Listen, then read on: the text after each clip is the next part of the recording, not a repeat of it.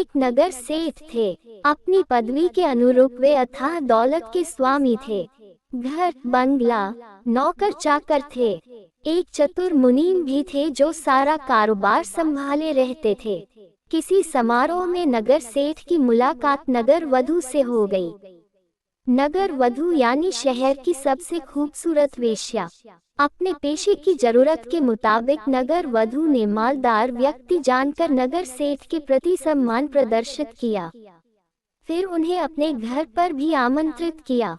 सम्मान से अभिभूत सेठ दूसरे तीसरे दिन नगर वधू के घर जा पहुँचे। नगर वधू ने आतिथ्य में कोई कमी नहीं छोड़ी। खूब आवभगत की और यकीन दिला दिया कि वह सेठ से बेइंतहा प्रेम करने लगी है। अब नगर सेठ जब तब नगर वधू के ठौर पर नजर आने लगे। शामें अक्सर वहीं गुजरने लगी। नगर भर में खबर फैल गई। काम धंधे पर असर होने लगा। मुनीम की नजरें इस पर टेढ़ी होने लगी।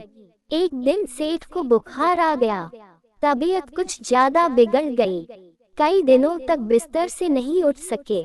इसी बीच नगर वधू का जन्मदिन आया। सेठ ने मुनीम को बुलाया और आदेश दिया कि एक हीरो जड़ा नौलखा हार खरीदा जाए और नगर वधू को उनकी ओर से भिजवा दिया जाए।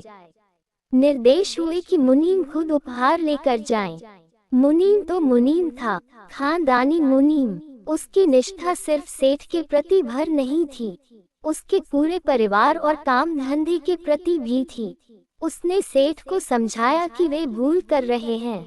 मुनीम ने बताने की कोशिश की वेश्या किसी व्यक्ति से प्रेम नहीं करती, पैसों से करती है। मुनीम ने उदाहरण देकर समझाया कि नगर सेठ जैसे कई लोग प्रेम के भ्रम में वहां मंडराते रहते हैं। लेकिन सेठ को ना समझ में आना था, न आया। सेठ ने सख्ती से कहा कि मुनीम नगर वधू के पास तोहफा पहुंचाएं।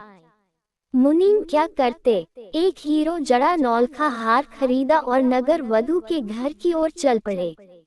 लेकिन रास्ते भर वे इस समस्या को निपटाने का उपाय भी सोचते रहे। नगर वधू के घर पहुंचे तो नौलखा हार का डब्बा खोलते हुए कहा, ये तोहफा उसकी ओर से जिससे तुम सबसे अधिक प्रेम करती हो। नगर वधू ने फटाफट 3 नाम गिना दिए। मुनीम को आश्चर्य नहीं हुआ कि उन 3 नामों में सेठ का नाम नहीं था। निर्विकार भाव से उन्होंने कहा, देवी, इन 3 में तो उन महानुभाव का नाम नहीं है जिन्होंने यह उपहार भिजवाया है।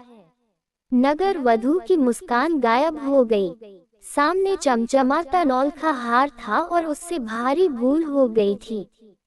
उसे उपहार हाथ से जाता हुआ दिखा। उसने फौरन 13 नाम गिनवा दिए। 13 नाम में भी सेठ का नाम नहीं था। लेकिन इस बार मुनीम का चेहरा तमतमा गया। गुस्से से उन्होंने नौलखा हार का डब्बा उठाया और खट से उसे बंद करके उठ गए। नगर वधू गिड़गिड़ाने लगी। उसने कहा कि उसे भूल हो गई है। लेकिन मुनीम चल पड़े। बीमार सेठ सिरहाने से टिके मुनीम के आने की प्रतीक्षा ही कर रहे थे। नगर वधू के उत्तर की प्रतीक्षा कर रहे थे। मुनीम पहुँचे और हार का डब्बा सेठ के सामने पटकते हुए कहा, लो अपना नौलखा हार, न तुम 3 में न 13 में। यूं ही प्रेम का भ्रम पाले बैठे हो। सेठ की आंखें खुल गई थीं।